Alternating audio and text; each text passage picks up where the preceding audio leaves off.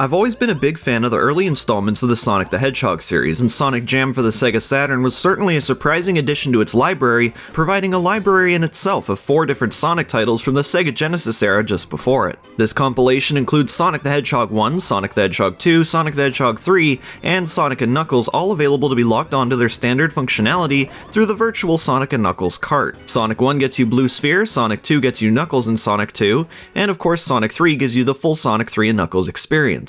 Now, it's certainly worth mentioning that the Sega Saturn had quite the absence of the lovable hedgehog, and I can't imagine this made up for that at all. In fact, one of the first things that comes to mind when I think about the Sega Saturn is, it's the Sega console with no dedicated Sonic the Hedgehog game. Yeah, there's this and Sonic 3D Blast, but those games are both a generation old. It's not unlike what we see today, but at least we usually see these series continue into the generation. And then yes, there is Sonic R, but we seem to universally neglect this one, and I'm not against that notion. Sonic sorta lagged with the Saturn, making his first full 3D platforming debut in Sonic Adventure, or at least so everybody thinks. Now, there is one thing I simply must address before going into this review. My Sega Saturn suffers from a worn-out laser. Not so worn out that it can't play the games, but it most certainly does not play them properly. The performance is very sluggish, the collision breaks constantly, and many scenarios exist where things just wouldn't load right, resulting in some crazy visual blunders. If you're gonna pick up a Saturn today, there's a real possibility that yours will arrive just like mine did. Sonic Jam itself? Well, performance-wise, it's actually quite flawless. Sure, there are a few graphical mishaps that were not part of my dying laser, but these are pretty much basic sprite work oversights that should only last a second at most, maybe once in a playthrough, so long as your Saturn is in tip-top shape. And that kinda results in a verdict in itself. I don't know what the chances are of getting a Saturn with a bad laser, but this seems to not be a very uncommon issue. CD technology at the time wasn't anywhere near as good as it is now, and with the years and years of use, it's not gonna run as smoothly as it once did. With that said, there's a reason I'm greatly anticipating that Sega Saturn Flash effort that's been making the rounds. All these old disc-based systems are gonna require them eventually unless you want to deconstruct and repair your console, which won't be the case for most consumers. With that out of the way, let's take a look at how these games reported to the Saturn. Yep, you heard that right, Sonic Jam does not emulate the Sega Genesis. They were actually rebuilt for the Saturn's hardware. But is Sonic Jam enough to surpass its basic appeal as a port compilation? There are 2 immediate thoughts that come to mind in this, being the alternate difficulties in Sonic World Hub.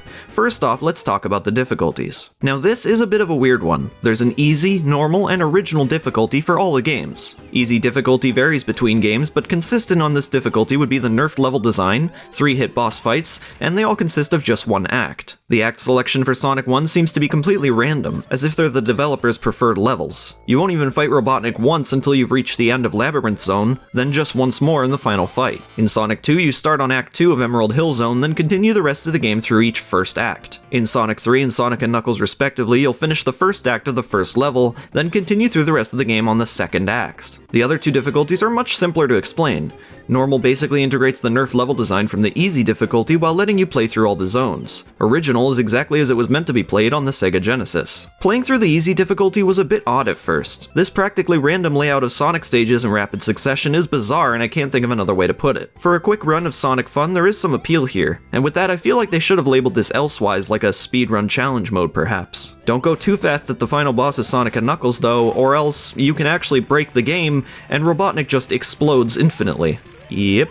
I commend the effort to shake things up a bit, and it was done pretty well all things considered, but a short descriptor next to each difficulty would have been welcomed. Let me tell you firsthand that going from Green Hill to Marble Zone in 1 act was one of the most confusing gaming experiences I've ever had. The other mode called Extra Game is composed of the extra features the game adds, such as the multiplayer and bonus games, but also includes new time attacks to beat previous scores, and an easy gateway to the Chaos Emerald special stages. Sonic 2's competitive cooperative is here, and so is Sonic 3's, whether you were into those or not. I unfortunately do not have a second Saturn controller in which to demonstrate this. Besides time attacks, there's nothing to this mode that's particularly new. One could argue that this package lacks those infamous spin-offs from the Genesis era like Sonic 3D Blast, Sonic Spinball, and Dr. Robotnik's Mean Bean Machine. Sonic 3D Blast's absence should make sense without debate, since it was released around the same time, and was already on the Saturn in a standalone release. But what about the others?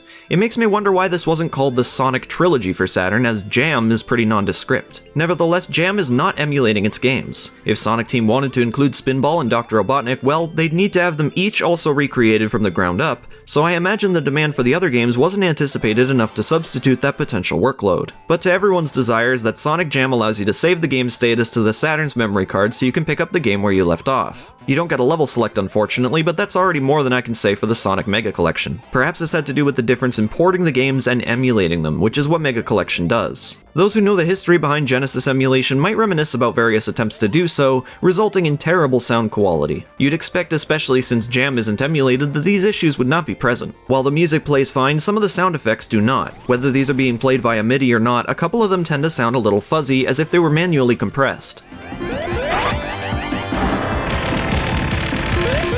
Others sound just fine, and some seem to have their sound replaced entirely, like for when collecting blue spheres, a seemingly higher quality sound has been used.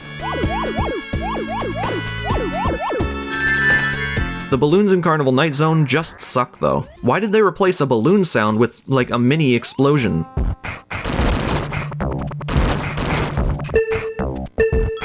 While the music does play fine, there is the unfortunate truth that it doesn't sync together like it did on the Genesis. For example, picking up a Speed Shoes box restarts the music, which then plays faster. The music also doesn't fade in and out between acts, which feels a tad shoddy.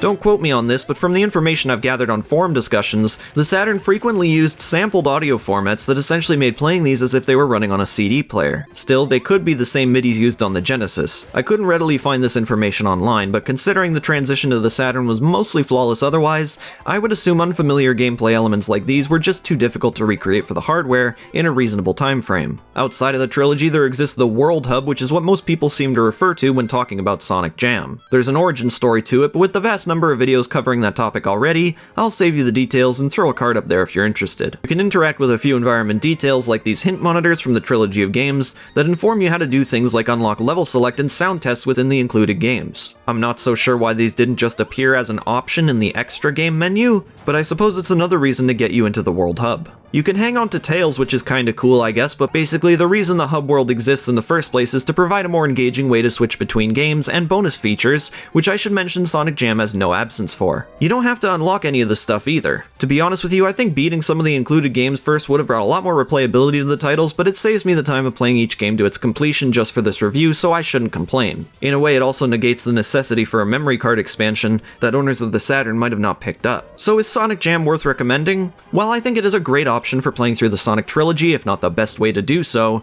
There are so many things to consider before investing into it that I just don't think it's really worth pursuing to get on your Sega Saturn. Once you've got it all up and running, absolutely, it's a great experience, but you can't go out there expecting to find your first Sega Saturn in mint condition. Even then, who knows how long that laser is going to last you. I'm sure this wouldn't be the case for everybody, and I bet there's already some comments down below talking about how their Saturn works just fine. But it all comes down to what you think of it. Would you spend this much to play the trilogy slightly remastered on a newer console? Or does a GameCube with Mega Collection suffice? That's a decision that, with all we've said here today, I will leave up to you to decide.